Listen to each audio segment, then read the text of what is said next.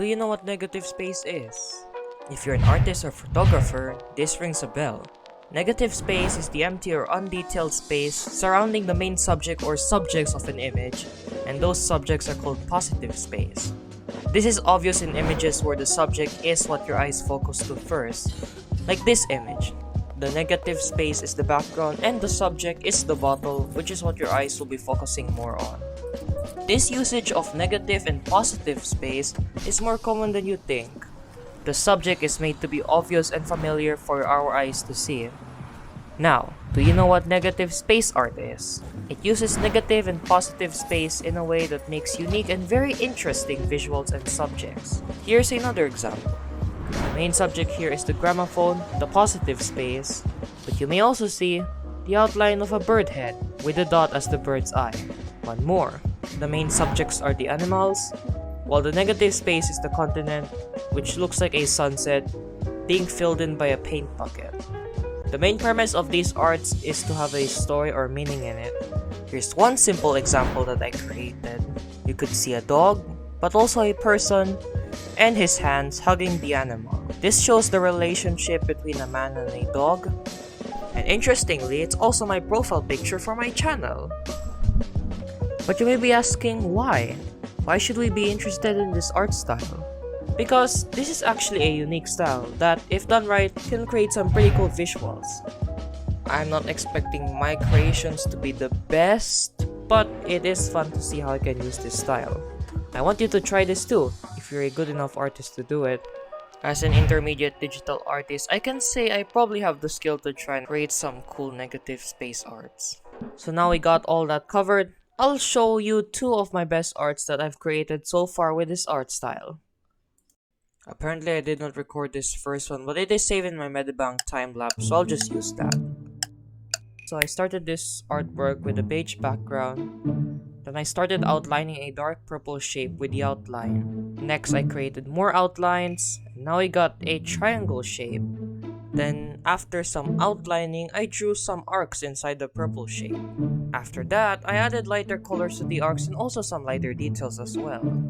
I also added these oozes from the purple shape. And you may be thinking, is this a pie? Based on the blueberries added on top, yes. We've got ourselves a pie. If it wasn't that obvious, I added another slice just in case, and some vents so that the air in the pie can escape. And it's done. I know, so fast. In this image, the negative space is the beige background, while the main subject is this pie slice over here, with the positive space, the purple blueberry sauce and outlines, making it obvious that this is a blueberry pie, with the blueberries at the top emphasizing it more. This one was pretty fun to make. Ignoring the beginning, attempt number 1 was not a success.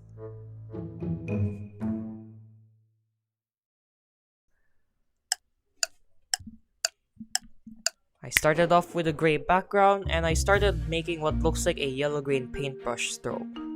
Also, this line was meant to separate the two parts, this being one side of the wall, that being another wall. But I remove it because you might focus on that first before the actual subject. Next, I drew the simple shape of a paintbrush with a shadow under it and behind it. Then I added some strokes on the brush to make it more like an actual brush.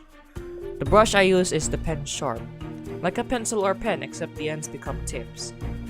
After finishing the detail in the brush, I added grass, some plants, and flowers. Wait, what I'm trying to imagine here is that this paintbrush paints things to life.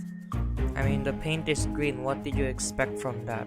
I also added some white flowers because, you know, variety. I even added butterflies. Then I was thinking for 4 minutes, and I had an interesting idea come to mind.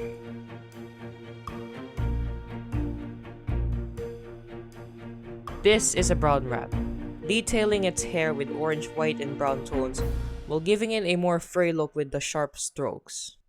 This was actually surprisingly a fun process to do. Props to the pen sharp brush for helping me out. In the end, I changed the color of the background to brown because I wanted it to look more like dry soil being painted to life by a paintbrush.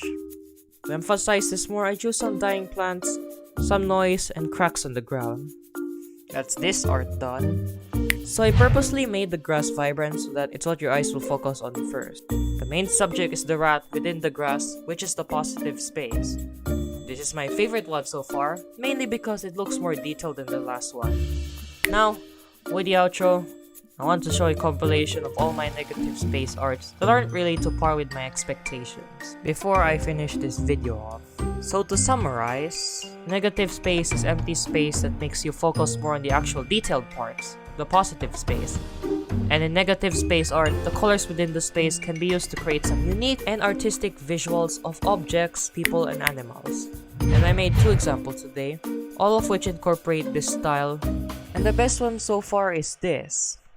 I would like for you to actually try this out and create artworks of your own. If you're a good digital artist and you're interested in this, try and research about negative space art so you can get an idea on how you can create these arts. But anyways, my time has run out. Thank you all for watching, and go and do what you were meant to be doing.